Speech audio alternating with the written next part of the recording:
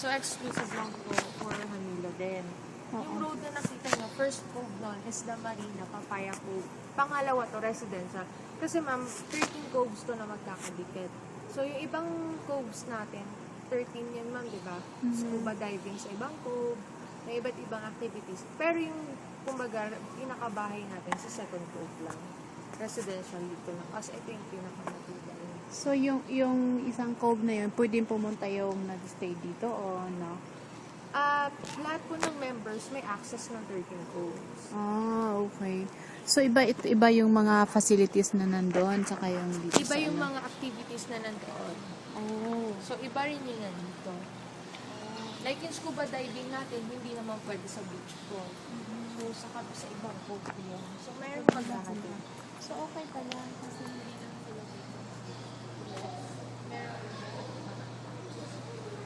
So, mayroong certain charges yung kapag Yes, mayroon po ba?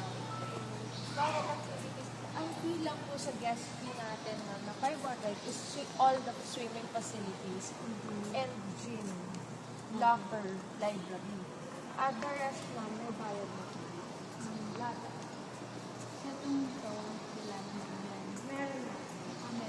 Basta ano lang lang ang walang bayad. Library, gym, locker room, everything.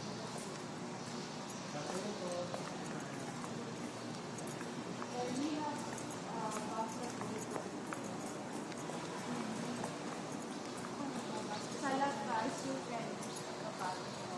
And we have clinic, we have ambulance,